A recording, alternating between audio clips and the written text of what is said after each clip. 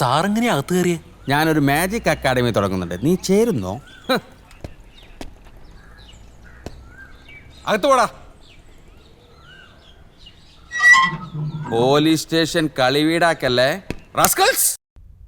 പിന്നെ ഒരു കാര്യം, അവൾ ഉറങ്ങിയെന്ന് ഉറപ്പ് വരുത്തിയ ശേഷമേ അടിക്കാവൂ. 121. ഒരു പെണ്ണിനെ കെട്ടിയിട്ട് അടിക്കുന്നത് പാപമല്ലേ? ഇവിടെ ധർമ്മങ്ങൾക്ക് സ്ഥാനമില്ല. 125. ഇനി പറ, 126. എന്തിനാ നിങ്ങളെ സേവിയറെ വേഷം കെട്ടിച്ചത്? ആ? വേഷം കെട്ടിച്ചെന്നോ? സേവരെ കള്ളും മൂന്തി ഏതാണ്ട് തമാശ കാണിച്ചതിന്? തമാശ. 150 കിലോ തൂക്കമുള്ള കരിമ്പോത്ത് പോലുള്ള സാധനത്തിന് കരിയും വാരി തേച്ച് വീട്ടിൽ കയറ്റി വിട്ടാണോ തമാശ കാണിക്കുന്നത്? സേവിയറിനെ ഞങ്ങൾക്കറിയാം. ഒരു കാര്യം ഒറ്റയ്ക്ക് ചെയ്യാനുള്ള ആംബിയർ ഒന്നും അയാൾക്കില്ല.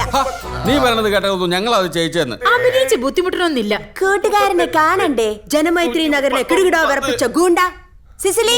ലൈറ്റ് ഓഫ് ചെയ്ത് കമ്പി വടി കൊണ്ട് സിമ്പിൾ ആയിട്ട് കൈയും കാലും തല്ലി ഒടിക്കുന്ന ഒരു കുഞ്ഞു കലാപരിപാടി. അങ്ങനെ പവനായി ശവമായി. ഇനി ഇത് ആവർത്തിച്ച നിങ്ങൾക്ക് ഞാൻ വെച്ചിട്ടുണ്ട്. മറ്റേ കൈ കൂടി ഞാൻ ഒടിക്കും. എവിടെയാണ് സേവര പിഴച്ചത്? പൊന്നാണ്ടാ, സിസിലിയെ കണ്ടതും എനിക്ക് ഇടതും പലതും മാറിപ്പോയി. ഇതാ പറയുന്നത്, ക്ലച്ച് പിടിക്കണമെങ്കിൽ ഏതെങ്കിലും ഒരിടത്ത് ഉറച്ചു നിൽക്കണമെന്ന്. ഒന്നുകിൽ ഇടത് അല്ലെങ്കിൽ വലത്. പ്രത്യേകിച്ചും ഗുണ്ടകൾ. കേട്ടോടാ പൊട്ട.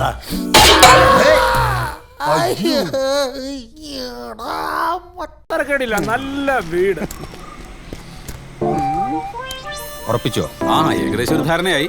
അടുത്ത ആഴ്ച എഴുതാന്നാ. അല്ല, മനസ്സിലായില്ല. ഞാൻ തമ്പി, വേലുത്തമ്പി. അല്ല, ഇവിടുത്തെ SI. ഇത് സേവ്യർ കുബേര. ബിസിനസ്സാ. അല്ല, കാലിനെന്ത് പറ്റി? റോഡ് മൊത്തം കട്ടറല്ലേ? ഞങ്ങൾക്ക് അങ്ങനെ തോന്നിയില്ലല്ലോ. നിങ്ങൾ പുതിയതല്ലേ? അതെ. സാവധാനം ബോധ്യായിക്കോളും. ഏതായാലും ഇതുപോലൊരു വടിക്ക് ഓർഡർ ചെയ്ത് വെച്ച്.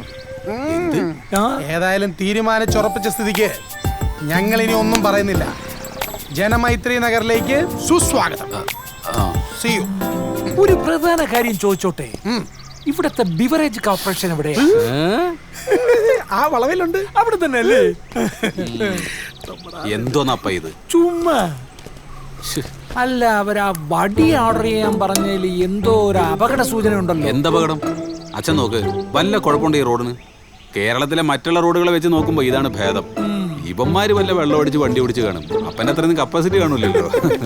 ഏതായാലും എനിക്ക് ഒരു കാര്യം ഇഷ്ടപ്പെട്ടു. എന്തോന്ന്? അടുത്തൊരു SI ഉള്ളതുകൊണ്ട് കള്ളന്മാരെ പേടിക്കണ്ട. ഓ, കള്ളന്മാരാ അപ്പ ഭേദം. മോഷണം മാത്രല്ലേ ഉള്ളൂ, ഭീഷണി ഇല്ലല്ലോ.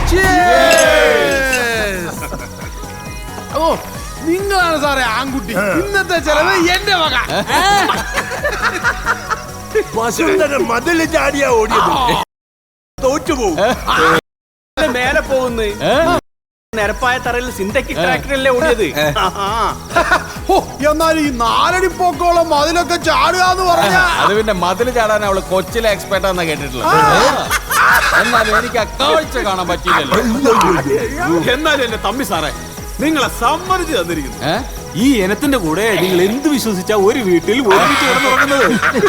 സിംഹക്കൂടി ഇതിലും സേഫാ.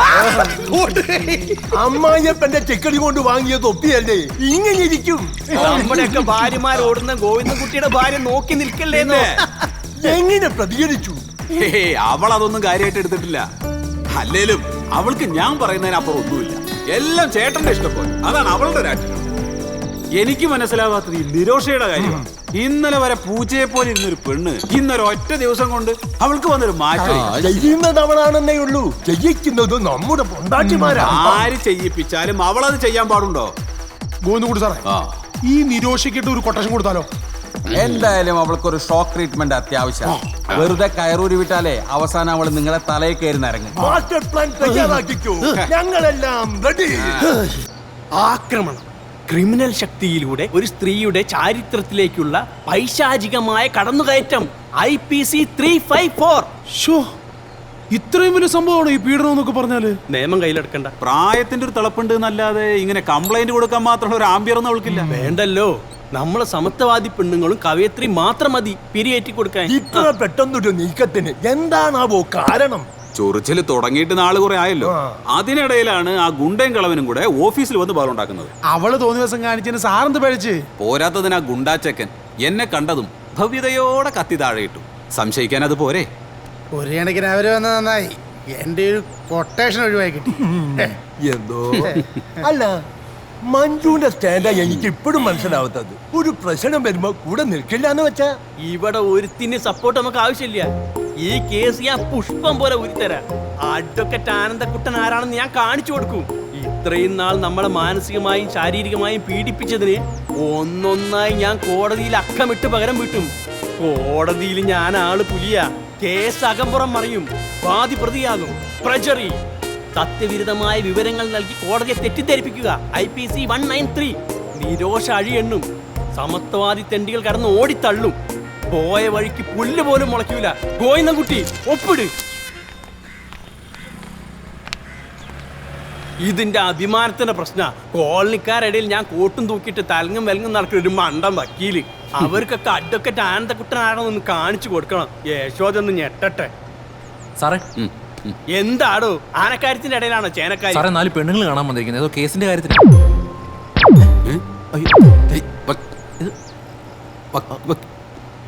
എന്നാലും എന്റെ കേശവ മാഷെ, നിങ്ങൾ ആ പട്ടിയുടെ പേരും പറഞ്ഞ് ഞങ്ങൾ ഇങ്ങനെ പറ്റിക്കാൻ പാടില്ലായിരുന്നു. എന്തൊരു മര്യാദക്കാരനാണ് ആ പട്ടി. ഞങ്ങൾ ഇങ്ങോട്ട് കയറി വരുമ്പോ തല പൊക്കി നോക്കുപോലെ ചെയ്തില്ല. അതിനല്ലേടോ ഇവൻ നമ്മളെക്കാളും വലിയ കീടമാ അവൻ. ഒരു കോട്ടടകത്ത് എന്ന പിന്നെ കൃത്യം 8 മണിക്കൂർ കാൽ പോലായി കിടന്നുറങ്ങും. ബീവറേജ് കോർപ്പറേഷന് സമ്പൂർണ്ണ മദ്യനിരോധനം വന്നാ പിന്നെ എന്റെ കാര്യം നിങ്ങൾ മറന്നേക്ക്. അതുകൊട്ടെ ഇതെന്തിനാ ടൈം പീസ്? കൃത്യസമയത്ത് കൊടുത്തോളണം. 5 മിനിറ്റ് തെറ്റിയ അപ്പ തലവെക്കും, പിന്നെ പിടിച്ചാ കിട്ടില്ല. അല്ല മാഷേ, നിങ്ങളെ ഭാര്യങ്ങാൻ ഇപ്പൊ ഇങ്ങോട്ട് കേറി വരുമോ? അവളുടെ അമ്മയ്ക്ക് നല്ല സുഖമില്ല, നാളെ രാവിലെ എത്തൂ. ആണോ? എന്നാ പിന്നെ അമ്മക്ക് അടിച്ചങ്ങോട്ട് പൊളിക്ക അല്ലേ? പിന്നെ ആ തമ്പിയും സേവിയറും ഇല്ലാണ്ട് പോയല്ലോ. ഇന്നലെ കൂടി സാറിന്റെ വീട്ടില് 2 പോലീസുകാര് വന്നിട്ട് പോകുന്നത് കണ്ടല്ലോ. വനിതാ കമ്മീഷനാ. ഇപ്പത് ശീലായി. എന്റെ കുട്ടി സാറേ, ഈ ഒടിഞ്ഞ വക്കീലിന്റെ വാക്കും കേട്ടോണ്ടിരുന്ന നിങ്ങളുടെ ജീവിതം കുട്ടിച്ചോറാകും. തൽക്കാലം ഒരു കോംപ്രമൈസ് ആയിരിക്കും ബുദ്ധി. 2 ചക്കര വർത്താനം പറഞ്ഞ് ആ വെള്ളച്ചില് പെണ്ണിനെ കൂടെ നിർത്തുക. കേസ് പിൻവലിച്ച ആ സെക്കൻഡ് പണി കൊടുക്കാം. ഓ, ഇപ്പൊ അങ്ങനെയായില്ലേ? എന്നാ പിന്നെ നിങ്ങളെ പാടാ എന്താ ചെയ്തു? എനിക്ക് വക്കീലെ പണങ്ങൾ അവൻ ഇത് കൊടുക്കാൻ സമയായി. അല്ല മാഷെ, ഞാനിത് കൊടുത്തോട്ടെ. എന്തായാലും കുട്ടിക്ക് പാൽ കൊടുക്കാനുള്ള യോഗം യശോദ എനിക്ക് തന്നില്ല. ഒരു പട്ടിക്കെങ്കിലും കൊടുക്കാലോ. അവിടെ നിൽക്ക്. ഗ്ലാസിന്റെ മുകളിലേക്കൊന്നും വിടല്ലേ, അവളെന്നെ. ദീപക് മോനെ വാടാ, അച്ഛൻ പാല് തരാം. പല സ്വഭാവമാണ് ആ പെണ്ണിന്. കസ്റ്റമേഴ്സിന്റെ മുമ്പിൽ വെച്ച് വല്ല പോരും കാണിച്ചാ എന്റെ കൺട്രോൾ തെറ്റും. ഏയ്, ബാങ്കിൽ വെച്ചിട്ട് വേണ്ട, പിന്നെ അവളെ ഫോണ് വിളിച്ചിട്ട് വീട്ടിൽ പോയി കാണും. ഇത്തിരി താണു കൊടുത്താലും കുഴപ്പമില്ല. പ്രാക്ടിക്കൽ. അവൻ എഴുന്നേറ്റോ? എന്റെ ഈശ്വര, ചതിച്ചല്ലോ.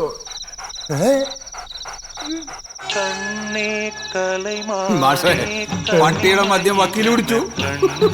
കിടക്കണ കിടപ്പ്. ഈശ്വര, ഞാൻ ഇനി എങ്ങനെ പോകട്ടെ? വക്കീൽ എങ്ങനെ പോട്ടെ?